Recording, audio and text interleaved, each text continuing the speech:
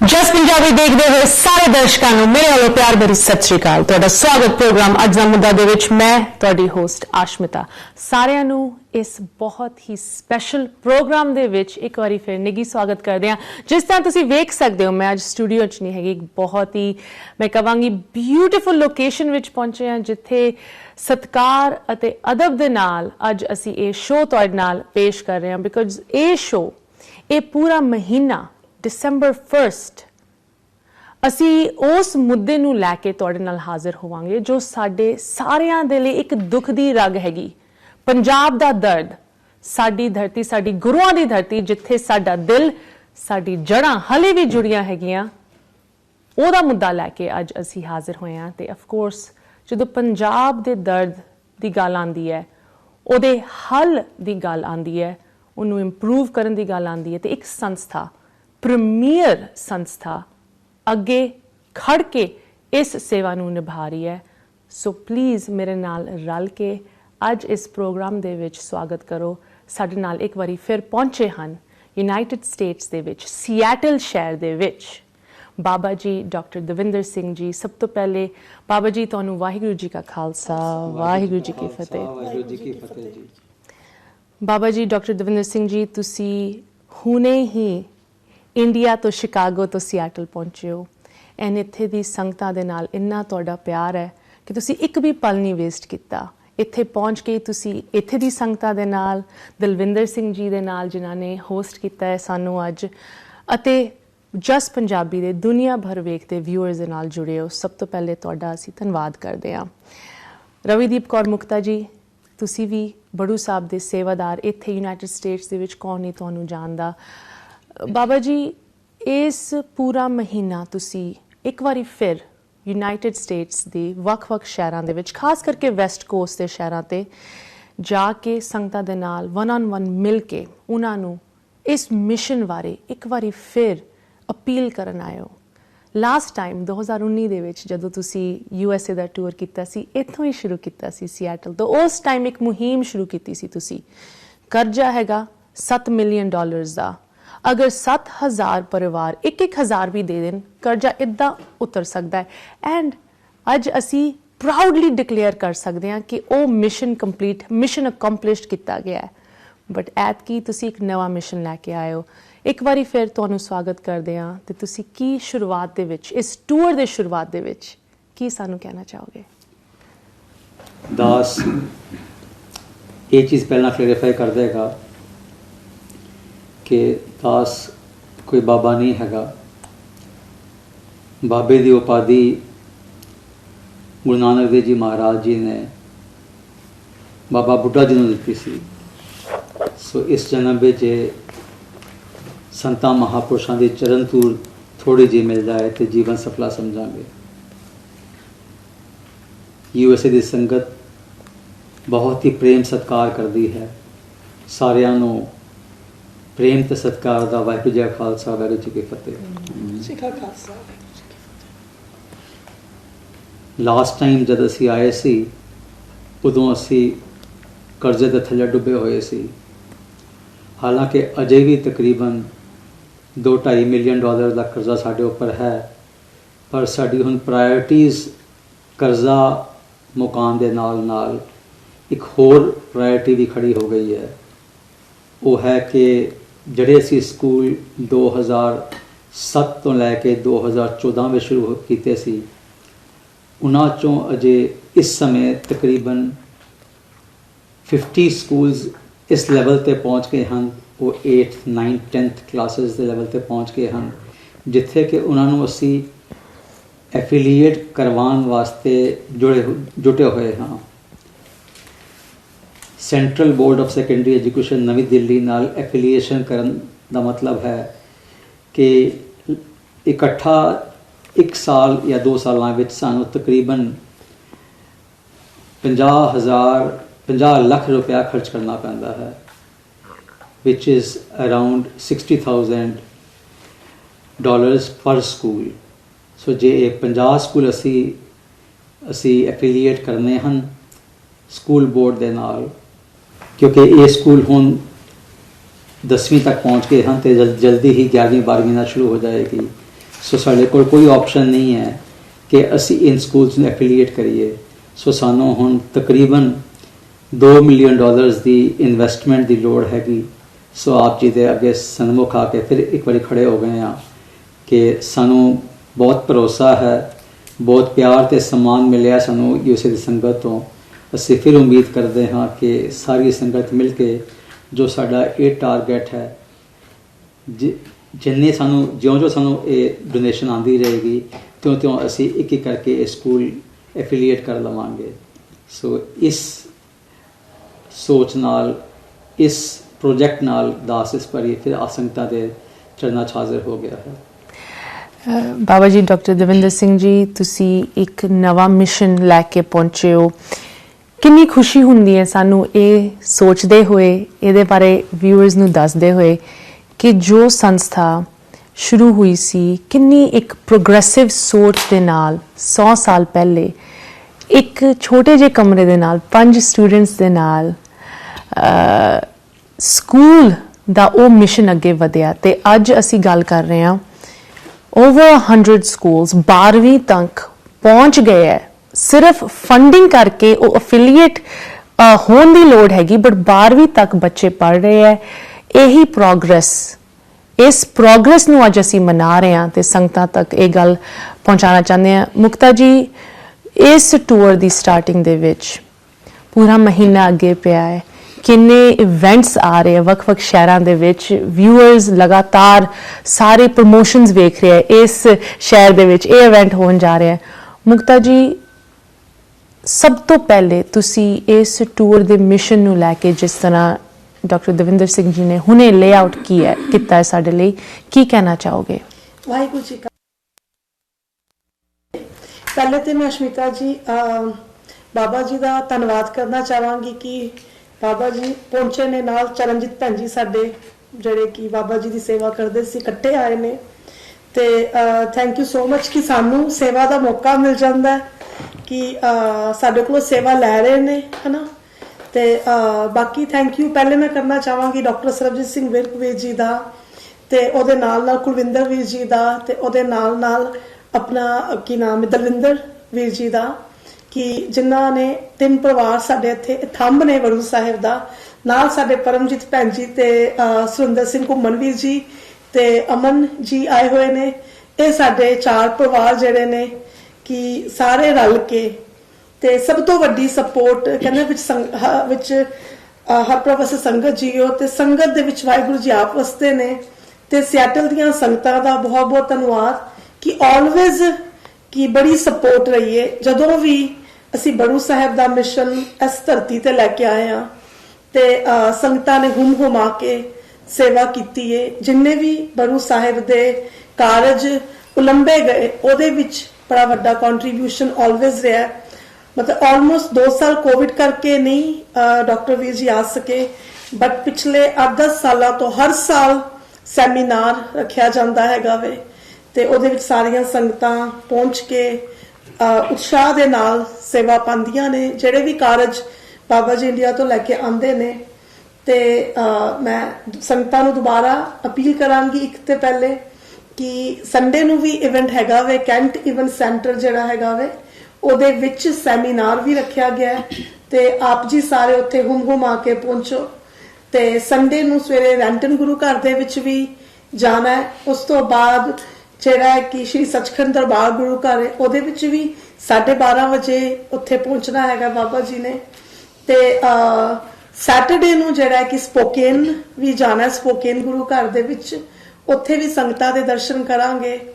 ਤੇ ਅਗੇਨ ਸਾਰੀਆਂ ਸੰਗਤਾਂ ਦਾ ਥੈਂਕ ਯੂ, ਤੇ ਬਾਬਾ ਦਵਿੰਦਰ ਸਿੰਘ ਜੀ ਦਾ, ਚਰਨਜੀਤ ਭੈਣ ਜੀ ਦਾ ਥੈਂਕ ਯੂ ਕਿ ਜਿਹੜਾ ਇੰਨਾ ਆਪਣਾ ਬਿਜ਼ੀ ਟਾਈਮ ਕੱਢ ਕੇ ਉੱਥੋਂ ਚੇਚਾ ਇੱਥੇ ਆਏ ਨੇ ਸੇਵਾ ਦੇ ਉੱਤੇ। ਤੇ ਬਾਕੀ ਡਾਕਟਰ ਸਰਬਜੀਤ ਸਿੰਘ ਵਿਰਕ ਸਾਡੇ ਦਿਲ ਦੀ ਜਾਨ ਨੇ, ਤੇ ਪਰਮਜੀਤ ਭੈਣ ਜੀ ਤੇ ਸਾਰੇ ਵੀਰ ਜੀਆਂ ਦਾ ਤੇ ਬਹੁਤ ਬਹੁਤ ਥੈਂਕ ਯੂ ਜੀ। ਮੁਕਤਾ ਜੀ, ਤੁਸੀਂ ਬਾਰ-ਬਾਰ ਸੰਗਤਾਂ ਦਾ ਇੱਥੇ ਜ਼ਿਕਰ ਕਰ ਰਹੇ ਹੋ, ਖਾਸ ਕਰਕੇ ਜੋ ਇੱਥੇ ਸਿਆਟਲ ਦੀ ਸੰਗਤ ਹੈਗੀ, ਇਹਨਾਂ ਦੇ ਨਾਲ ਵੀ ਥੋੜੀ ਜਿਹੀ ਮੈਂ ਗੱਲ ਕਰਨਾ ਚਾਹਾਂਗੀ, ਕਿਉਂਕਿ ਇਸ ਸੰਗਤ ਦੇ ਸਹਿਯੋਗ ਦੇ ਨਾਲ, ਤੁਹਾਡੇ ਸਪੋਰਟ ਦੇ ਨਾਲ ਇਹ ਮਿਸ਼ਨ ਅੱਗੇ ਵਧ ਰਿਹਾ ਹੈ। ਜਦੋਂ ਅਸੀਂ ਇੱਕ ਕਮਰੇ ਦੇ ਵਿੱਚ 5 ਸਟੂਡੈਂਟਸ ਦੀ ਗੱਲ ਤੋਂ ਲੈ ਕੇ ਅੱਜ ਕਿੰਨੇ 100 ਤੋਂ ਵੱਧ ਸਕੂਲਸ 12ਵੀਂ ਤੱਕ ਦੀ ਗੱਲ ਕਰ ਰਹੇ ਹਾਂ। ਇਹ ਸਪੋਰਟ ਦੇ ਨਾਲ ਹੋਇਆ, ਵਿਜ਼ਨ ਅਤੇ ਹਾਰਡ ਵਰਕ ਦੇ ਨਾਲ ਹੋਇਆ। ਇਨ ਸਾਰੀ ਚੀਜ਼ਾਂ ਦੀ ਗੱਲ ਕਰਾਂਗੇ ਬ੍ਰੇਕ ਤੋਂ ਉਸ ਪਾਰ। ਸਾਰਿਆਂ ਨੂੰ ਸਵਾਗਤ ਕਰਦੇ ਹਾਂ। ਤੁਸੀਂ ਵੇਖ ਰਹੇ ਹੋ ਪ੍ਰੋਗਰਾਮ ਅੱਜ ਦਾ ਮੁੱਦਾ। ਅੱਜ ਅਸੀਂ ਪਹੁੰਚੇ ਹਾਂ ਸਿਐਟਲ ਵਾਸ਼ਿੰਗਟਨ ਦੇ ਵਿੱਚ, ਜਿੱਥੇ ਪੰਜਾਬੀਆਂ ਨੇ, ਸਿੱਖਾਂ ਨੇ ਕਿੰਨੀ ਤਰੱਕੀ ਕੀਤੀ ਹੈ। ਪਰ ਜਦੋਂ ਸਾਡੀ ਕਮਿਊਨਿਟੀ ਬਾਹਰਲੇ ਮੁਲਕਾਂ ਦੇ ਵਿੱਚ ਜਾ ਕੇ ਤਰੱਕੀ ਕਰਦੀ ਹੈ, ਸਾਡਾ ਦਿਲ ਫਿਰ ਵੀ ਦੁਖਦਾ ਹੈ ਪੰਜਾਬ ਦੀ ਤਰਾਸਦੀਆਂ ਬਾਰੇ ਸੋਚ ਕੇ ਕੀ ਕੁਝ ਹੋ ਰਿਹਾ ਹੈ ਸਾਡੇ ਪਿਛੋਕੜ ਦੇ ਵਿੱਚ। ਬਟ ਇੱਕ ਇਹੋ ਜਿਹੀ ਸੰਸਥਾ ਹੈਗੀ ਜੋ ਬਾਰ-ਬਾਰ ਤੁਹਾਡੇ ਅੱਗੇ ਆ ਕੇ ਤੁਹਾਨੂੰ ਦੱਸਦੀ ਹੈ ਕਿ ਕਿਸ ਤਰ੍ਹਾਂ ਪੰਜਾਬ ਦਾ ਸੁਧਾਰ ਕਰਨ ਲਈ ਐਜੂਕੇਸ਼ਨ, empowerment, de-addiction ਦੀ ਚੀਜ਼ਾਂ ਵਰਗੀ ਨੀਡਸ ਹੈਗੀਆਂ। ਉਹ ਨੀਡਸ ਨੂੰ ਐਡਰੈਸ ਕੀਤਾ ਜਾ ਰਿਹਾ ਹੈ ਬੜੂ ਸਾਹਿਬ ਕਲਗੀਧਰ ਟਰਸਟ ਸੰਸਥਾ ਵੱਲੋਂ। ਅਤੇ ਬਾਬਾ ਜੀ ਡਾਕਟਰ ਦਵਿੰਦਰ ਸਿੰਘ ਜੀ ਸਾਡੇ ਨਾਲ USA ਟੂਰ ਲਈ ਇੱਕ ਵਾਰੀ ਫਿਰ ਸਿਐਟਲ ਦੇ ਵਿੱਚ ਪਹੁੰਚੇ ਹਨ। ਡਾਕਟਰ ਦਵਿੰਦਰ ਸਿੰਘ ਜੀ, ਤੁਹਾਨੂੰ ਇੱਕ ਵਾਰੀ ਫਿਰ USA ਵਿੱਚ ਸਵਾਗਤ ਕਰਦੇ ਹਾਂ। ਅਗਸਤ ਦੇ ਵਿੱਚ ਤੁਸੀਂ ਆਏ ਸੀ। ਉਸ ਟਾਈਮ ਇੱਕ ਲਿਮਿਟਿਡ ਹਿੱਸਾ USA ਦਾ ਤੁਸੀਂ ਵਿਜ਼ਿਟ ਕਰ ਪਾਏ। ਐਤਕੀ ਵੈਸਟ ਕੋਸਟ ਦਾ ਫੋਕਸ ਰੱਖ ਕੇ ਤੁਸੀਂ ਪਹੁੰਚੇ ਹੋ। ਬਟ ਟਰੂਥ ਬੀ ਟੋਲਡ, ਤੁਸੀਂ ਪੂਰਾ USA ਇੱਕ ਵਾਰੀ ਫਿਰ ਕਵਰ ਕਰ ਰਹੇ ਹੋ, ਬਿਕਾਜ਼ ਵੱਖ-ਵੱਖ ਸ਼ਹਿਰਾਂ ਦੇ ਵਿੱਚ ਸੰਗਤਾਂ ਤੁਹਾਡੇ ਨਾਲ ਮਿਲਣਾ ਚਾਹੁੰਦੀਆਂ, ਇਸ ਸੰਸਥਾ ਦੇ ਪ੍ਰੋਗਰੈਸ ਬਾਰੇ ਸੁਣਨਾ ਚਾਹੁੰਦੀਆਂ। ਅੱਜ ਅਸੀਂ ਉਸ ਪ੍ਰੋਗਰੈਸ ਦੀ ਗੱਲ ਕਰ ਰਹੇ ਹਾਂ। ਤੁਹਾਡੀ ਇੱਕ ਲਾਈਨ ਹੈ, ਤੁਸੀਂ ਬਾਰ-ਬਾਰ ਕਹਿੰਦੇ ਹੋ, minority cannot survive without quality। Education ਦੀ ਜਦੋਂ ਗੱਲ ਆਉਂਦੀ ਹੈ, ਸਿਰਫ ਇੱਕ ਪਿੰਡ ਦੇ ਵਿੱਚ ਇੱਕ ਸਕੂਲ ਪਾਉਣ ਦੇ ਨਾਲ ਨਹੀਂ ਗੱਲ ਬਣਨੀ। ਉਸ ਸਕੂਲ ਨੂੰ ਅਸੀਂ ਅੱਗੇ ਕਿੱਦਾਂ ਵਧਾ ਰਹੇ ਹਾਂ। ਇਸ ਵਾਰੀ ਇਹ ਮਿਸ਼ਨ ਲੈ ਕੇ ਤੁਸੀਂ ਇੱਥੇ ਪਹੁੰਚੇ ਹੋ। ਬਾਬਾ ਜੀ, ਜਦੋਂ ਅਫੀਲੀਏਸ਼ਨ ਦੀ ਗੱਲ ਆਉਂਦੀ ਹੈ, ਇੱਕ ਤੁਸੀਂ ਫਿਗਰ ਸਾਨੂੰ ਦੱਸਿਆ ਹੈ, $2 ਮਿਲੀਅਨ। ਕਈਆਂ ਲਈ ਇਹ ਫਿਗਰ ਕੁਝ ਵੀ ਨਹੀਂ ਹੈਗਾ। ਸਾਡੀ ਕਮਿਊਨਿਟੀ ਨੇ ਬਹੁਤ ਤਰੱਕੀ ਕੀਤੀ ਹੈ USA ਦੇ ਵਿੱਚ। ਬਟ ਜਿਨ੍ਹਾਂ ਨੂੰ ਇਹ ਸਵਾਲ, ਜਿਨ੍ਹਾਂ ਦੇ ਮਨ 'ਚ ਉੱਠਦਾ ਹੈ, 2 ਮਿਲੀਅਨ ਦੇ ਨਾਲ ਤੁਸੀਂ ਕੀ ਕਰਨ ਜਾ ਰਹੇ ਹੋ? ਜਦੋਂ ਅਸੀਂ ਅਫੀਲੀਏਸ਼ਨ ਦੀ ਗੱਲ ਕਰਦੇ ਹਾਂ, ਮੈਂ ਚਾਹਾਂਗੀ ਥੋੜੀ ਸਾਨੂੰ ਤੁਸੀਂ ਡੀਟੇਲਸ ਦਵੋ ਤਾਂ ਕਿ ਲੋਕਾਂ ਦੀ ਜੋ ਉਹ ਸਵਾਲ ਉੱਠਦੇ ਹੈ ਉਹਨਾਂ ਨੂੰ ਥੋੜੀ ਤਸੱਲੀ ਹੋਏ। ਜੀ, ਜਿਸ ਤਰ੍ਹਾਂ ਦਾਸ ਨੇ ਪਹਿਲਾਂ ਵੀ ਸ਼ੇਅਰ ਕੀਤਾ ਹੋਇਆ ਸੰਗਤਾਂ ਨਾਲ ਕਿ ਜੋ ਸਾਡਾ ਬੇਸਿਕ ਮਾਡਲ ਹੈਗਾ ਸਕੂਲ ਬਿਲਡਿੰਗ ਦਾ, ਸਕੂਲ ਕੰਸਟਰਕਸ਼ਨ ਦਾ, ਅਸੀਂ ਜਿੱਥੇ ਵੀ ਸਕੂਲ ਸ਼ੁਰੂ ਕਰਨਾ ਹੋਏ 2nd ਕਲਾਸ ਤੱਕ ਸਕੂਲ ਸ਼ੁਰੂ ਕਰਦੇ ਹਾਂ। और हर साल तकरीबन 4-5 कमरे जितनी लोड़ अनुसार जितने दाखिला हो रहा उस हिसाब नाल असी उतनी ही कंस्ट्रक्शन करते हैं ताकि साडे रिसोर्सिस एक जगह डंप ना हो जान। We have limited resources, so we spread it evenly to meet the needs of all schools. So तुसी ये समझ सकते हो कि जे एक स्कूल हर साल असी 4-5 कमरे बनाने हैं तो 20-25 लाख का खर्चा हर साल उस स्कूल विच हो जाता है। ਇਹ ਚੱਲਦਾ ਰਹਿੰਦਾ ਜੀ 8ਵੀਂ ਕਲਾਸ ਤੱਕ। 8ਵੀਂ ਕਲਾਸ ਤੋਂ ਬਾਅਦ to give credibility to the system ਸਾਨੂੰ ਸਕੂਲ ਬੋਰਡ ਨਾਲ ਐਫੀਲੀਏਟ ਕਰਨਾ ਜ਼ਰੂਰੀ ਹੋ ਜਾਂਦਾ ਹੈ। ਜਦ ਅਸੀਂ ਸਕੂਲ ਬੋਰਡ ਨਾਲ ਐਫੀਲੀਏਟ ਕਰਨਾ ਹੈ, ਉਸ ਸਮੇਂ ਸਾਡਾ ਅਚਾਨਕ ਖਰਚਾ ਬਹੁਤ ਵੱਧ ਜਾਂਦਾ ਹੈ। ਜੋ ਉਸ ਸਾਲ ਦੇ 4-5 ਕਮਰੇ ਬਣਨੇ ਸੀ ਉਹ ਤੇ ਬਣਦੇ ਹੀ ਬਣਾਉਣੇ ਹੀ ਪੈਂਦੇ ਹੈਗੇ। ਨਾਲ ਸਾਨੂੰ ਲੈਬੋਰੇਟਰੀਜ਼ ਬਣਾਉਣੀਆਂ ਪੈਂਦੀਆਂ ਹੈਗੀਆਂ। ਸੋ ਔਰ ਕੁਛ ਬੇਸਿਕ ਐਮੈਨਿਟੀਜ਼ ਦੇਣੀਆਂ ਪੈਂਦੀਆਂ, ਇਕੁਇਪਮੈਂਟ ਦੇਣਾ ਪੈਂਦਾ ਹੈ। ਸੋ ਇਹ ਸਾਰੀ ਕਾਸਟ ਮੀਟ ਕਰਨ ਵਾਸਤੇ ਸਾਡਾ ਤਕਰੀਬਨ 50 ਤੋਂ 60 ਲੱਖ ਰੁਪਇਆ ਖਰਚ ਹੋ ਜਾਂਦਾ ਹੈ ਇੱਕ ਸਕੂਲ ਤੇ। That is the reason why we suddenly ਹੁਣ ਇਹ ਸਾਡੀ ਰਿਕੁਆਇਰਮੈਂਟ ਹੋ ਗਈ ਹੈ, ਕਿਉਂਕਿ ਇਹ ਸਾਰੇ ਸਕੂਲ ਲਗਭਗ ਹੁਣ 10ਵੀਂ 11ਵੀਂ ਤੱਕ ਪਹੁੰਚ ਚੁੱਕੇ ਹਨ। ਸੋ ਜੇ ਅਸੀਂ ਇਸ ਆਬਜੈਕਟਿਵ ਨੂੰ ਡਿਲੇ ਕਰ ਦਿੰਦੇ ਹਾਂ ਤੇ ਫਿਰ ਉਨ ਬੱਚਿਆਂ ਦਾ ਫਿਊਚਰ ਥੋੜਾ ਜਿਹਾ ਡਾਰਕ ਵਿੱਚ ਹੋ ਜਾਂਦਾ ਹੈ, ਜਿਨ੍ਹਾਂ ਜਿਹੜੇ ਸਾਡੇ ਸਕੂਲਾਂ 'ਚ ਪਿਛਲੇ 12 ਸਾਲ ਦੇ ਪੜ੍ਹ ਰਹੇ ਹਨ। ਸਡਨਲੀ ਅਸੀਂ ਕਹੀਏ ਵੀ ਸਾਡਾ ਸਕੂਲ ਤੇ ਐਫੀਲੀਏਟਡ ਨਹੀਂ ਹੈ, ਤੁਸੀਂ ਕਿਸੇ ਹੋਰ ਜਗ੍ਹਾ ਦਾਖਲਾ ਲੈ ਲਓ, ਦੇ ਫੀਲ ਵੈਰੀ ਡਿਸਅਪੁਆਇੰਟਡ ਕਿਉਂਕਿ they are used to our system. ਬੱਚੇ ਸ਼ੁਰੂਆਤ ਤੋਂ ਹੀ ਗੁਰਮਤ ਨਾਲ ਜੁੜੇ ਹੋਏ ਹਨ, ਨਿਤਨੇਮ ਰੋਜ਼ ਕਰਦੇ ਹਨ। ਸੋ ਇੱਕ ਵੇ ਆਫ ਲਾਈਫ ਉਹਨਾਂ ਨੇ ਅਡੋਪਟ ਕਰ ਲਈ ਹੁੰਦੀ ਹੈ, ਉਸ ਵਿੱਚ ਉਹ ਪਰਪੱਕ ਹੋ ਗਏ ਹੁੰਦੇ ਹਨ। ਸੋ ਸੰਗਤਾਂ ਨੂੰ ਦਾਸ ਇਹੀ ਬੇਨਤੀ ਕਰੇਗਾ ਕਿ ਜਿਸ ਤਰ੍ਹਾਂ ਸਾਰੀ ਸੰਗਤਾਂ ਨੇ ਬੜੇ ਲਗਨ ਨਾਲ, ਬੜੇ ਪ੍ਰੇਮ ਨਾਲ, ਬੜੇ ਉਤਸ਼ਾਹ ਨਾਲ ਸਾਨੂੰ ਹੁਣ ਤੱਕ ਸਪੋਰਟ ਕੀਤਾ ਹੈ, ਇੱਕ ਵਾਰੀ ਫਿਰ ਅਸੀਂ ਇਹ ਮੱਲਾ ਮਾਰੀਏ ਤਾਂ ਕਿ ਜੋ ਇਹ ਐਕਿਊਟ ਰਿਕੁਆਇਰਮੈਂਟ ਹੈ ਜੋ ਟਰਸਟ ਦੀ, कि भी असी स्कूल जल्दी तो जल्दी एफिलीएट कर लईए।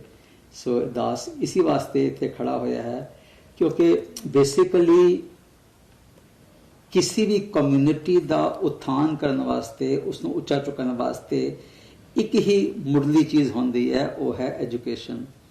जे असी अपने बच्चों को एजुकेट कर लवांगे तो वो गुरबत तो बाहर निकल आएंगे, पिंडां विच खुशहाली हो जाएगी, बच्चे अच्छी पोजीशन सोसाइटी विच होल्ड करेंगे, अच्छी उन्हां आमदन हो जाएगी। सो ये बीड़ा पंजाब विच संत अतर सिंह जी महाराज, संत दया सिंह महाराज जी के हुक्मां अनुसार बाबा इकबाल सिंह जी ते उन्होंने गुरु भाई डॉक्टर खेम सिंह जी ने शुरू की थी कि असी पिंडां दे बच्चों को अपॉर्चुनिटी दे दईए टू अचीव एक्सीलेंस। काफ़ी हद तक ये साडा ऑब्जेक्टिव मीट भी होया है क्योंकि लगभग साडे जितने भी स्कूल हैं जिस डिस्ट्रिक्ट विच हैं उत्थे जब CBSE का रिजल्ट निकलता है तो साडे बच्चे पहली 3 पोजीशन विच हमेशा ही होंदे हैं हर जिले विच। So excellence is the hallmark of Akal academies. तो ये बच्चे सारे जब स्कूल चो पढ़ के अगे हायर एजुकेशन लैणगे तो लाजमी है कि अपने परिवार को बड़ी अच्छी तरह सपोर्ट कर सकेंगे। सो जो वो साइकिल बनया होया सीगा कि भी दादा भी खेती कर रहा है, उसका पुत्र भी खेती कर रहा है, तो हुण असी चाहांगे कि खेती के नाल नाल ये बच्चे ऐसी कारोबारां विच चले जान जिथे कि अपनी फैमिली को चंगी तरह अच्छी तरह ये सपोर्ट कर सकन। एंड एक स्कूल नूं एक पिंड दे विच शुरू करना एक किस्म दी पूरी पिंड दी अपलिफ्टमेंट हुंदी है बिकॉज ਉਹਦੇ ਨਾਲ जो टीचर्स उत्थे आंदे है, जो इंप्रूवमेंट ਉੱਥੇ ਬਾਕੀ ਫੈਮਿਲੀਜ਼ ਦੀ ਰਹਿਣ ਵਾਲਿਆਂ ਦੀ ਹੁੰਦੀ ਹੈ, ਉਹ it's like a benefit, a bonus on top of ਜੋ ਆਲਰੇਡੀ ਚੰਗਾ ਕੰਮ ਹੋ ਰਿਹਾ ਹੈ। ਦਲਵਿੰਦਰ ਸਿੰਘ ਜੀ, ਮੈਂ ਤੁਹਾਨੂੰ ਹੁਣ ਮੈਂ ਚਾਹਾਂਗੀ ਤੁਸੀਂ ਥੋੜਾ ਜਿਹਾ ਸਾਡੇ ਨਾਲ ਆਪ ਦੇ ਵਿਚਾਰ ਸਾਂਝੇ ਕਰੋ। ਸਭ ਤੋਂ ਪਹਿਲੇ ਅਸੀਂ ਤੁਹਾਡੇ ਧੰਨਵਾਦੀ ਹਾਂ ਇੱਕ ਵਾਰੀ ਫਿਰ ਤੁਸੀਂ ਸਾਨੂੰ ਇੱਥੇ ਹੋਸਟ ਕੀਤਾ ਇਸ ਟੂਰ ਦੀ ਸ਼ੁਰੂਆਤ ਦੇ ਲਈ। ਦਲਵਿੰਦਰ ਸਿੰਘ ਜੀ, ਤੁਸੀਂ ਇਸ ਸੰਸਥਾ ਦੇ ਨਾਲ ਜੁੜੇ ਹੋ, ਦਿਲੋਂ ਜੁੜੇ ਹੋਏ ਹੋ, ਅੱਜ ਤੁਸੀਂ ਸਾਡੇ ਦਰਸ਼ਕਾਂ ਨੂੰ ਕੀ ਕਹਿਣਾ ਚਾਹੋਗੇ? ਕਿਉਂ ਉਹਨਾਂ ਨੂੰ ਵੀ ਇਸ ਕਾਜ਼ ਦੇ ਨਾਲ ਜੁੜਨਾ ਚਾਹੀਦਾ ਹੈ ਅਤੇ ਸਪੋਰਟ ਕਰਨੀ ਚਾਹੀਦੀ ਹੈ? ਸਾਰਿਆਂ ਤੋਂ ਪਹਿਲਾਂ ਵਾਹਿਗੁਰੂ ਜੀ ਕਾ ਖਾਲਸਾ ਵਾਹਿਗੁਰੂ ਜੀ ਕੀ ਫਤਿਹ। ਕੋਈ 15 ਸਾਲ ਤਕਰੀਬਨ ਹੋ ਗਏ ਸੰਸਥਾ ਨਾਲ ਜੁੜਿਆ। ਜਦੋਂ ਅਸੀਂ ਅਮਰੀਕਾ 'ਚ ਆਏ ਸੀ 40-45 ਸਾਲ ਪਹਿਲਾਂ, ਪੰਜਾਬ ਹਰੇਕ ਵਰਡ 'ਚ ਇੰਡੀਆ 'ਚ ਪਹਿਲੇ ਨੰਬਰ 'ਤੇ ਸੀ। ਐਜੂਕੇਸ਼ਨ, ਇਕਨੋਮਿਕਲੀ, ਖੇਤੀਬਾੜੀ, ਸਪੋਰਟਸ ਅਤੇ ਫਿਜ਼ੀਕਲੀ ਸਾਰੇ ਪੰਜਾਬੀ ਮਤਲਬ ਬੜੇ ਸਟਰੋਂਗ ਅਤੇ ਤਾਕਤਵਰ ਮੰਨੇ ਜਾਂਦੇ ਸੀ। Unfortunately over the period of time ਕੁਛ ਸੈਂਟਰਲ ਗਵਰਨਮੈਂਟ ਵੱਲੋਂ ਮਤਰੇਈ ਮਾਂ ਵਾਲਾ ਸਲੂਕ ਜਾਂ ਸਾਡੇ ਲੀਡਰਾਂ ਦੀ ਕਰਪਸ਼ਨ, ਉਹਨਾਂ ਦਾ ਆਪਣਾ ਲਾਲਚ ਅਤੇ ਕੁਛ ਕੁਦਰਤ ਦੀ ਮਾਰ, ਅਤੇ ਹੁਣ ਪੰਜਾਬ ਆ ਜਿਹੜਾ ਉਹ ਇੱਕ ਨਸ਼ੇ ਦਾ ਦਰਿਆ ਅਤੇ ਗਰੀਬੀ ਦਾ ਘਰ ਬਣ ਕੇ ਰਹਿ ਗਿਆ ਜਾਂ ਬਿਮਾਰੀਆਂ ਦਾ ਘਰ ਰਹਿ ਗਿਆ।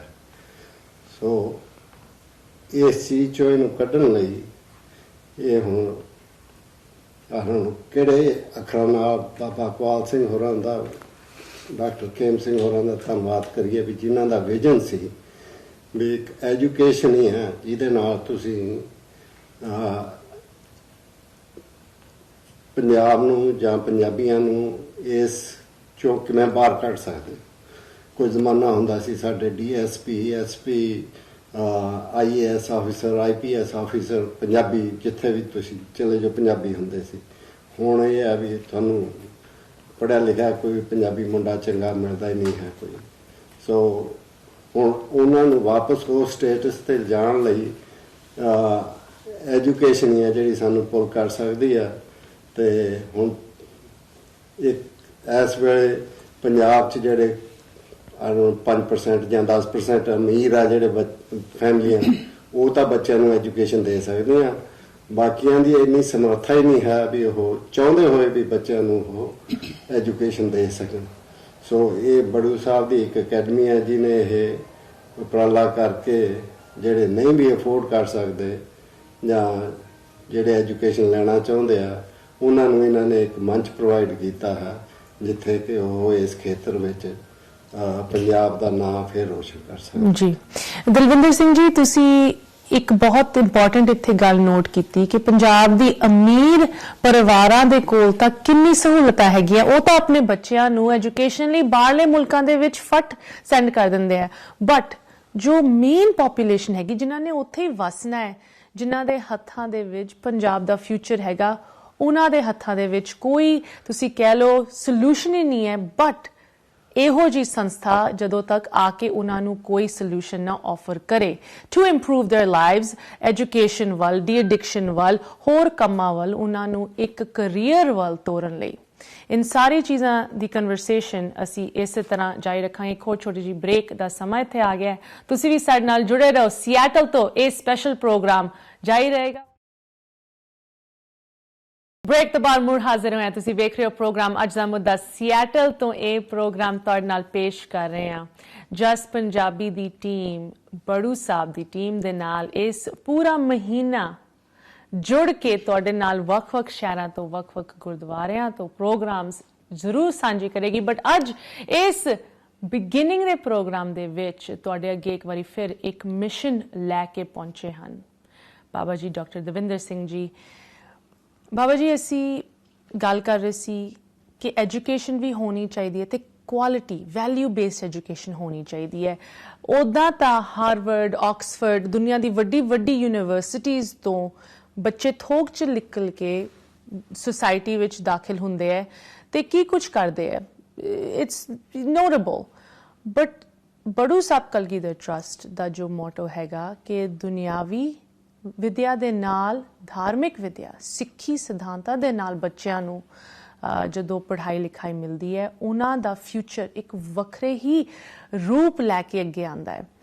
बाबा जी इस एजुकेशन बारे मैं चाहांगी थोड़ा जिहा तुसीं सानूं दसो कि ਜਦੋਂ क्वालिटी की गल आती है, इट्स नॉट जस्ट कि जो स्टूडेंट्स इन स्कूल्स तो निकल रहे हैं वो जाके किन्ने लैवल ते अगे परफॉर्म करते हैं प्रोफैशनली या IAS ऑफिसर के तौर पर या वख-वख रैंक्स ते, बट ईवन हायर एजुकेशन दे विच जो बच्चियां लैबोरेटोरीज PhD प्रोग्राम्स दे विच दाखिल हुईयां, थोड़ी जी तुसी दर्शकां दे नाल इस क्वालिटी एजुकेशन दे बारे सानू दसो। जी मुक्ता जी, तुसी ठीक कहा है कि दुनियावी विद्या दे नाल केवल ते केवल बच्चे नूं जांदा है, प्रोफैशन मिल जाता है, अपना निर्वाह करन दा एक साधन मिल जाता है। एजुकेशन का जो कॉन्सैप्ट है, जो गुरु नानक साहब जी महाराज ने समझ दिता है, विद्या विचारी तां परोपकारी, जिसका अर्थ है कि जे कोई विद्या परोपकार विच तब्दील कर सकती है आदमी नूं, तां ही उसनूं एजुकेशन किया जाएगा। नहीं तो अखरी ज्ञान बच्चे नूं आ जाता है जिस नाल वो पदार्थ ते पैसा इकट्ठे करन विच जुट जाता है। जे दुनियावी विद्या इकल्ली जे शांति लिया सकती सी ते फिर USA विच ते 4500 यूनिवर्सिटियां हैं। सो एटलीस्ट इत्थे ते शांति स्थापित हो सकती सी। जिन देशों में USA का इन्फ्लुएंस है उत्थे शांति स्थापित हो सकती सी, पर असीं देख रहे हैं कि जी दुनियावी विद्या है वो होमे नूं पट्ठे पाती है। सो अध्यात्मक विद्या बहुत ही ज़रूरी है। यही साडी अकैडमियां की विलक्षणता है कि इत्थे बच्चे की बुनियाद अध्यात्म नाल जोड़ी जाती है, जिस नाल वो एक अच्छा इंसान बन के निकलता है, गुड ह्यूमन मटीरियल, जिसके मन विच प्यार, दया ते करुणा की भावना होती है। इस नाल ही दास ये क्लैरिफाई कर देगा कि दुनियावी विद्या जो एक्सीलेंस इन कन्वेंशनल एजुकेशन उस विच भी असी किसी तो घट नहीं है। मैं जिस तरह मैं पहला भी कहा सीगा, जब CBSE के एग्जाम के रिजल्ट निकलते हैं तो इनवेरिएबली साडे बच्चे टॉप कर रहे होंगे हैं। पिछले बोर्ड एग्जाम विच जद जरा कि अप्रैल विच होया सीगा, जून च रिजल्ट आया उसका, साडी एक बच्ची जो कि मानसा के पिछड़े हुए इलाके पढ़ रही है, उतों की बच्ची ने 99.4% मार्क्स लैके पूरे पंजाब विच CBSE सेकंड आई है बच्ची वो. So this is just a reflection of the kind of education being imparted to rural backward area students. So ਇਹ ਜਿਸ ਤਰ੍ਹਾਂ ਅਸੀਂ ਗੱਲ ਕੀਤੀ ਕਿ ਬੱਚੇ ਜੋ ਹੁਣ ਤੱਕ ਨਿਕਲੇ ਹੋਏ, ਸਾਡਾ ਇੱਕ ਹੋਰ ਬੜੀ ਵਿਲੱਖਣਤਾ ਹੈ ਬਾਰਿੰਗ ਦ ਲਾਸਟ 2 years ਜਦ ਕਿ ਬੱਚਿਆਂ ਦਾ ਰੁਖ ਹੋ ਗਿਆ ਹੈ ਕਿ ਵੀ ਉਹ ਕੈਨੇਡਾ ਜਾ ਕੇ ਸੈਟਲ ਕਰਨ, ਉੱਥੇ ਜਾ ਕੇ ਆਪਣੀ ਵਿੱਦਿਆ ਲੈਣ. ਪਰ ਇਸ ਤੋਂ ਪਹਿਲਾਂ ਸਾਡਾ ਹਰ ਬੱਚਾ ਹਾਇਰ ਐਜੂਕੇਸ਼ਨ ਵੱਲ ਜਾਂਦਾ ਸੀਗਾ after ਕੰਪਲੀਟਿੰਗ his grade 12. So that itself shows that ਹੀ ਕਿ ਉਸ ਦੇ ਵਿੱਚ ਉਹ ਕਿਨਕਾ ਉਸ ਵਿੱਚ ਪੈ ਗਿਆ ਸੀਗਾ, ਉਸ ਵਿੱਚ ਉਹ क्षमता हो गई सी कि भी उसने अपनी education which graduation post graduation ये लाना ज़रूरी समझ लिया सी. जे असी मुकतसर ज़िले की गल करिए तो मुकतसर ज़िले विच हर जो सिविल अस्पताल है उस विच अकाल अकेडमी मुकतसर का 1 या 2 बच्चे जो डॉक्टर बन गए हैं उत्थे काम कर रहे हैं. एक अस्पताल तो ऐसा है जिथे कि 5 डॉक्टर उत्थे अकाल अकेडमी मुकतसर दे बने हुए लगे हुए हैं. इसी तरह मानसा जिले विच साडा स्कूल है कौड़ीवाड़ा सरदूलगढ़ दे लागे, उत्थे भी उस स्कूल ने जो कि बहुत ही पिछड़ा इलाका है, उत्थे बहुत ही गुरबत सी क्योंकि उस इलाके विच उपज भी घट सी. पर उस इलाके विच जो इस अकेडमी ने जो कौड़ीवाड़ा अकेडमी है इतनी तब्दीली लियाई कि उत्थे दे भी बहुत सारे बच्चे MBBS करके डॉक्टर बन के उत्थे सेवा कर रहे हैं, इंजीनियर बच के सेवा कर रहे हैं अपने अपने प्रोफैशनस विच. सो जो एक कंट्रीब्यूशन है अकाल अकेडमीज़ दी, यही एक तरीका है कि असी पंजाब नूं दोबारा खुशहाल बना दईए. जे बच्चे साडे लायक होणगे, बच्चे साडिਆਂ विच दैवी गुण होणगे, जे साडे बच्चे नशे तो रहत होणगे ਤਾਂ ਹੀ ਪੰਜਾਬ ਖੁਸ਼ਹਾਲੀ ਵੱਲ ਅੱਗੇ ਵੱਧ ਜਾਏਗਾ. ਜੀ ਸਾਡੇ ਨਾਲ ਹੁਣ ਜੁੜੇ ਹਨ ਡਾਕਟਰ ਸਰਬਜੀਤ ਸਿੰਘ ਵਿਰਕ ਜੀ. ਡਾਕਟਰ ਵਿਰਕ, ਤੁਹਾਨੂੰ ਪ੍ਰੋਗਰਾਮ ਦੀ ਸ਼ੁਰੂਆਤ ਦੇ ਵਿੱਚ ਮੁਕਤਾ ਜੀ ਨੇ ਇੱਥੇ ਦਾ ਥੰਮ ਕਮਿਊਨਿਟੀ ਸਿਆਟਲ ਦੇ ਵਿੱਚ ਵਸਦੀ ਹੈ, ਉਹਨਾਂ ਦੇ ਵਿੱਚ ਜੋ ਕਮਿਊਨਿਟੀ ਸਪੋਰਟ ਕਰਦੀ ਹੈ, ਪੰਜਾਬ ਦੀ ਸਫਲਤਾ ਦੇ ਨਾਲ ਇੱਕ ਡੂੰਘੇ ਲੈਵਲ ਤੇ ਜੁੜੀ ਹੋਈ ਹੈ, ਉਹਨਾਂ ਦੇ ਵਿੱਚੋਂ ਤੁਸੀਂ ਅੱਗੇ ਖੜ ਕੇ ਆਪ ਦੀ ਸੇਵਾ ਨਿਭਾ ਰਹੇ ਹੋ. ਸਾਰੇ ਜਸ ਪੰਜਾਬੀ ਨਾਲ ਜੁੜੇ ਹੋਏ ਦਰਸ਼ਕਾਂ ਜੀ, ਆਪ ਜੀ ਨੂੰ ਬਹੁਤ ਪਿਆਰ ਤੇ ਅਦਬ ਨਾਲ ਫਤਿਹ ਜੀ. ਵਾਹਿਗੁਰੂ ਜੀ ਕਾ ਖਾਲਸਾ, ਵਾਹਿਗੁਰੂ ਜੀ ਕੀ ਫਤਿਹ ਜੀ. ਜਿਹੜਾ ਤੁਸੀਂ ਥੰਮ ਕਿਹਾ ਜੀ, ਇਹ ਸਾਰੀ ਸਿਆਟਲ ਦੀ ਸਾਧ ਸੰਗਤ ਦਾ ਵਡੱਪਣ ਹੈ ਜੀ, ਜਿਨ੍ਹਾਂ ਨੇ ਕਿ ਮਾਣ ਮੇਰੇ ਵਰਗੇ ਨੂੰ ਬਖਸ਼ਿਆ. ਸਾਰੇ ਕੰਮ ਸਾਰੀ ਸੰਗਤ ਕਰਦੀ ਹੈ ਜੀ, ਤੇ ਸਾਨੂੰ ਸਾਰੀ ਸੰਗਤ ਨੂੰ ਸਿਆਟਲ ਵਾਲਿਆਂ ਨੂੰ ਬੜਾ ਮਾਣ ਹੈ ਕਿ ਡਾਕਟਰ ਸਾਹਿਬ ਜਦੋਂ ਟੂਰ ਸ਼ੁਰੂ ਕਰਦੇ ਆ ਸਿਆਟਲ ਤੋਂ ਸ਼ੁਰੂ ਕਰਦੇ, ਪਹਿਲਾਂ ਵੀ ਕੀਤਾ ਸੀ ਤੇ ਹੁਣ ਵੀ ਕੀਤਾ ਜੀ. ਜਿਹੜੇ ਅਸਲੀ ਸੇਵਾਦਾਰ ਨੇ ਉਹ ਆਪਣੇ ਸਾਡੇ ਵਰਗੇ ਤੁਸੀਂ ਕਹਿ ਦਿਓ ਅਸੀਂ ਅੱਗੇ ਆ ਜਾਂਦੇ, ਜਿਹੜੇ ਅੱਗੇ ਅਸਲੀ ਸੇਵਾਦਾਰ ਨੇ ਉਹ ਆਉਂਦੇ ਨਹੀਂ, ਉਹ ਪਿੱਛੇ ਬੈਠੇ ਨੇ.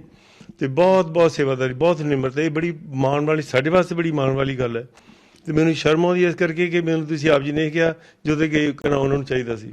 ਮੈਂ ਤੁਹਾਨੂੰ ਆਪਣੇ ਦਿਲ ਦੀ ਗੱਲ ਦੱਸਦਾ ਜੀ ਕਿ 1999 ਦੇ ਵਿੱਚ ਜਦੋਂ ਬਾਬਾ ਜੀ ਇਕਬਾਲ ਸਿੰਘ ਜੀ ਤੇ ਡਾਕਟਰ ਖੇਮ ਸਿੰਘ ਜੀ ਗਿੱਲ ਇੱਥੇ ਆਏ ਸੀ, ਬੱਚਿਆਂ ਦੇ ਨਾਲ ਆਉਂਦੇ ਹੁੰਦੇ ਸੀ, ਉਦੋਂ ਢਾਡੀ ਜਥੇ ਹੁੰਦੇ ਸੀ ਉਹਨਾਂ ਦੇ ਨਾਲ, ਤਾਂ ਮੈਨੂੰ ਇਸ ਤਰ੍ਹਾਂ ਮਹਿਸੂਸ ਹੋਇਆ ਸੀ ਕਿ ਜੋ ਬਹੁਤ ਬੜੀਆਂ ਮਹਾਨ ਰੂਹਾਂ ਆਪਣੇ ਵਿੱਚ ਆਈਆਂ ਨੇ. ਮੈਂ ਇਹ ਸੰਗਤ ਦੇ ਵਿੱਚ ਕਿਹਾ ਸੀ ਕਿ 2 ਮਹਾਨ ਰੂਹਾਂ ਆਪਣੇ ਵਿੱਚ ਆਈਆਂ ਨੇ, ਇਹਨਾਂ ਦੇ ਦਰਸ਼ਨ ਕਰ ਲਓ, ਇਹਨਾਂ ਨਾਲ ਬਚਨ ਬਲਾਸ ਕਰ ਲਓ, ਇਹਨਾਂ ਨੂੰ ਟੱਚ ਕਰ ਲਓ. ਮੈਂ ਇਹ ਵੀ ਕਿਹਾ ਸੀ ਕਿਉਂਕਿ ਇਹ ਰੀਜ਼ਨ ਇਹ ਸੀ ਕਿ ਇੰਨੇ ਕੁਆਲੀਫਾਈਡ ਬਾਬਾ ਜੀ ਡਾਇਰੈਕਟਰ ਹਿਮਾਚਲ ਪ੍ਰਦੇਸ਼ ਦੇ ਜਿਸ ਚੀਫ ਮਿਨਿਸਟਰ ਉਹਨਾਂ ਦਾ ਸਤਿਕਾਰ ਕਰਦੇ ਸੀ.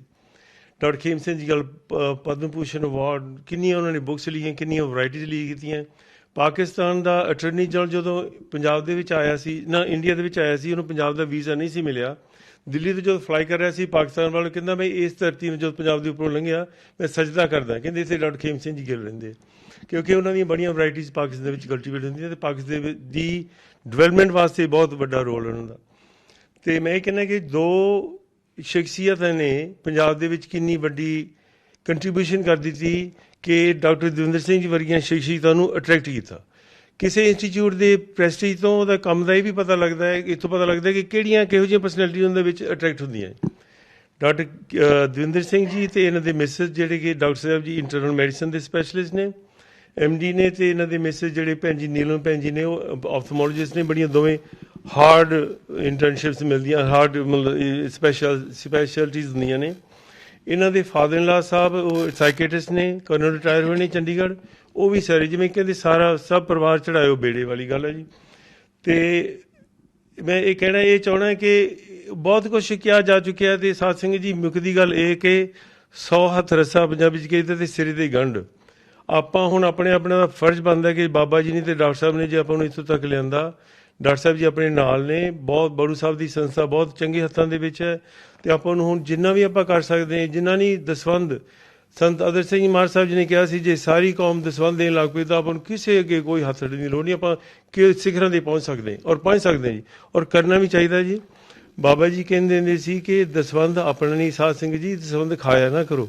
10ਵੇਂ ਪਾਤਸ਼ਾਹ ਜੀ ਦਾ ਦਸਵੰਧ ਹੈ। ਦੂਸਰੀ ਗੱਲ ਜੇ ਆਪਾਂ ਸੋਚੀਏ ਤਾਂ 10ਵੇਂ ਪਾਤਸ਼ਾਹ ਮਹਾਰਾਜ ਸਾਹਿਬ ਜੀ ਨੇ ਆਪਾਂ ਕਿੱਥੋਂ ਕਿੱਥੇ ਲਿਆਂਦਾ ਜੀ। ਆਪਾਂ ਪਤਾ ਨਹੀਂ ਗੁਲਾਮ ਹੋਣਾ ਸੀ, ਕਿੰਨਾ ਦੇ ਗੁਲਾਮ ਹੋਣਾ ਸੀ। ਮਹਾਰਾਜ ਸਾਹਿਬ ਇੰਨੀਆਂ ਕੁਰਬਾਨੀ ਕਰਕੇ ਆਪਾਂ ਹੁਣ ਰਾਜੇ ਬਣੇ ਬੈਠੇ ਆਪਾਂ। ਗਰੀਬ ਸਿੱਖੋਂ ਕੋ ਦੇਊਂ ਪਾਤਸ਼ਾਹੀ ਬਣੇ ਬੈਠੇ ਜੀ। ਆਪਾਂ ਕਿੰਨੇ ਸੋਹਣੇ ਘਰ ਨੇ ਸੱਚੀ, ਜਿਵੇਂ ਤੁਸੀਂ ਆਪ ਜੀ ਬੜੀ ਤਰੱਕੀ ਕੀਤੀ, ਕੌਮ ਨੇ ਬਹੁਤ ਤਰੱਕੀ ਕੀਤੀ ਜੀ। ਔਰ ਇਸ ਕੇ ਆਪਣਾ ਫਰਜ਼ ਬਣਦਾ। ਆਪਾਂ ਇੱਕ ਪਰਿਵਾਰ ਹੈ ਜੀ, ਉਹ ਕਹਿੰਦੇ ਸੀ ਉਹਨਾਂ ਦੇ ਮਾਤਾ ਜੀ ਕਹਿੰਦੇ ਜੀ ਆਪਾਂ 10ਵੇਂ ਪਾਤਸ਼ਾਹ ਦਾ ਕਰਜ਼ਾ ਦੇਣਾ। ਤੁਸੀਂ ਪਿਛਲੇ 2 ਦਿਨਾਂ ਤੋਂ ਟਰੈਵਲ ਕਰ ਰਹੇ ਹੋ, ਬਟ ਫਿਰ ਵੀ ਅੱਜ ਸ਼ਾਮੀ ਬਾਬਾ ਜੀ ਤੁਸੀਂ ਇਨਸਿਸਟ ਕੀਤਾ ਕਿ ਨਹੀਂ, ਸੰਗਤਾਂ ਦੇ ਨਾਲ ਜੁੜਨਾ ਹੈ, ਪ੍ਰੋਗਰਾਮ ਕਰਨਾ ਹੈ, ਦੱਸਣਾ ਹੈ ਯੂਨਾਈਟਿਡ ਸਟੇਟਸ ਦੇ ਸਾਰੇ ਦਰਸ਼ਕਾਂ ਨੂੰ ਕਿ ਕੀ ਮਿਸ਼ਨ ਲੈ ਕੇ ਬੜੂ ਸਾਹਿਬ ਕਲਗੀਧਰ ਟਰੱਸਟ ਸੰਸਥਾ ਇਸ ਮਹੀਨੇ ਪਹੁੰਚੀ ਹੈ ਯੂਨਾਈਟਿਡ ਸਟੇਟਸ ਦੇ ਵਿੱਚ। ਅਫੀਲੀਏਸ਼ਨ ਦਾ ਇੱਕ ਵੱਡਾ ਮਿਸ਼ਨ ਹੈਗਾ, ਬਟ ਇਸ ਤੋਂ ਵੀ ਵੱਧ ਉਹ ਜੋ ਸਭ ਤੋਂ ਨੀਡੀਐਸਟ ਕੇਸਿਸ ਹਨ, ਜਦੋਂ ਅਸੀਂ ਪੰਜਾਬ ਦੀ ਸਫਲਤਾ ਦੀ ਗੱਲ ਕਰਦੇ ਹਾਂ, ਜਿਨ੍ਹਾਂ ਦੇ ਕੋਲ ਥੋੜ੍ਹੇ ਜਿਹੇ ਵੀ ਮੀਨਸ ਹੁੰਦੇ ਹੈ, ਉਹ ਅਮਰੀਕਾ ਕੈਨੇਡਾ ਪਹੁੰਚ ਜਾਂਦੇ ਹੈ। ਜਿਨ੍ਹਾਂ ਨੇ ਪੰਜਾਬ ਨੂੰ ਸ਼ਾਇਦ ਅੱਗੇ ਵਧਾਉਣਾ ਹੈ, ਉਹਨਾਂ ਦੇ ਕੋਲ ਕੋਈ ਮੀਨਸ ਨਹੀਂ ਹੈਗੇ।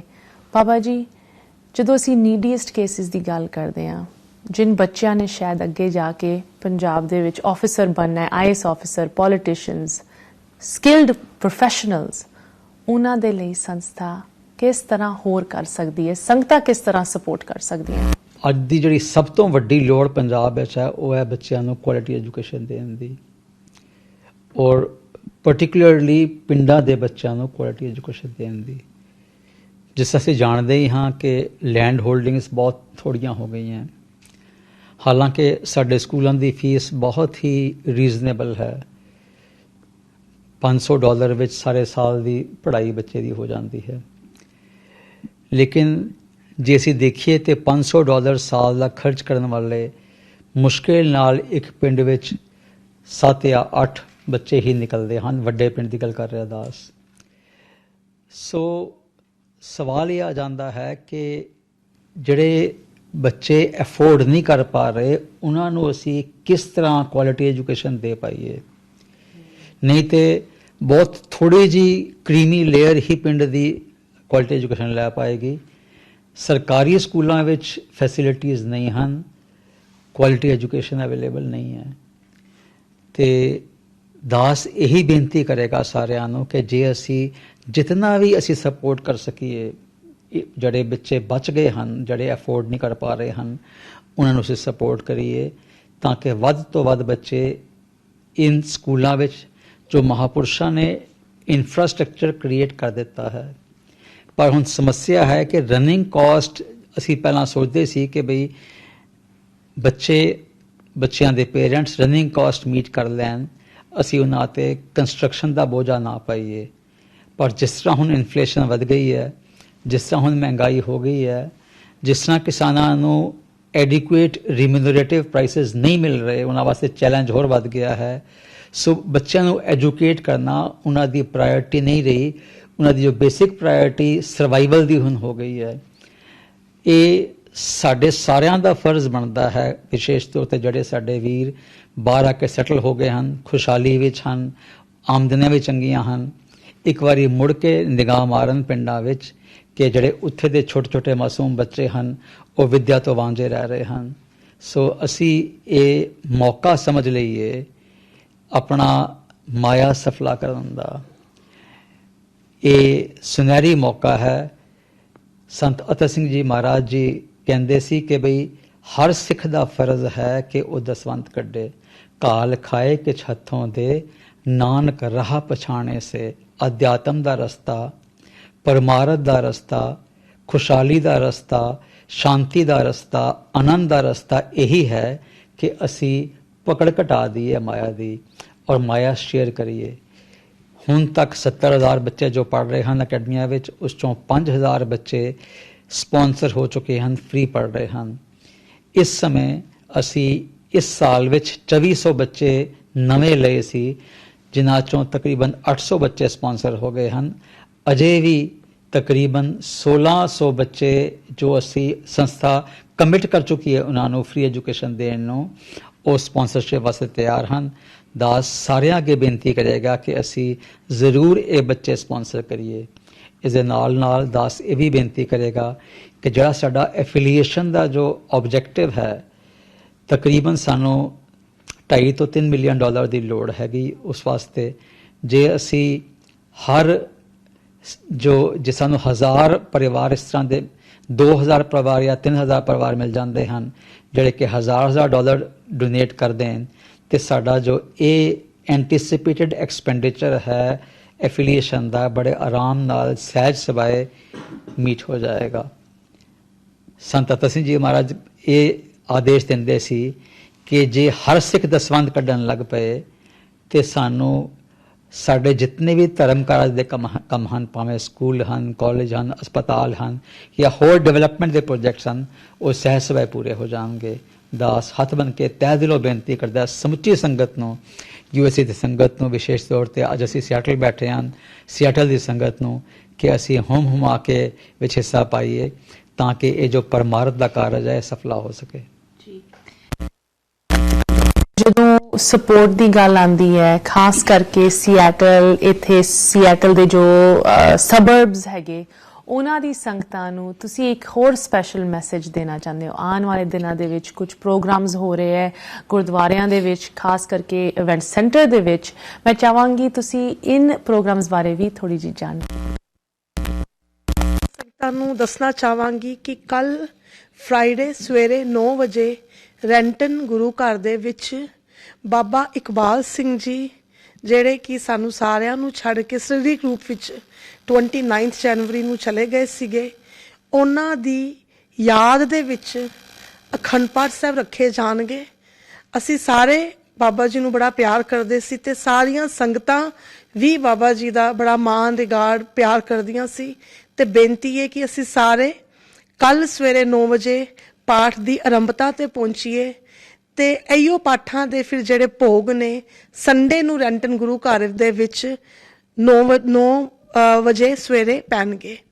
ਉਸ ਤੋਂ ਬਾਅਦ ਅਸੀਂ ਰੈਂਟਨ ਗੁਰੂ ਘਰ ਤੋਂ ਬਾਅਦ ਅਸੀਂ ਫਿਰ ਸ਼੍ਰੀ ਗੁਰੂ ਤੇਗ ਬਹਾਦਰ ਗੁਰਦੁਆਰਾ ਸਾਹਿਬ, ਜਿਹੜਾ 35th ਸਟਰੀਟ ਤੇ ਹੈਗਾ ਵੇ, 132 ਸਟਰੀਟ ਤੇ ਜਿਹੜਾ ਗੁਰੂ ਘਰ ਹੈਗਾ ਸ਼੍ਰੀ ਗੁਰੂ ਤੇਗ ਬਹਾਦਰ ਸਾਹਿਬ ਜੀ ਗੁਰਦੁਆਰਾ ਸਾਹਿਬ, ਉੱਥੇ 12:30 ਵਜੇ ਵੀਰ ਜੀ ਦੇ ਬਚਨ ਹੋਣਗੇ।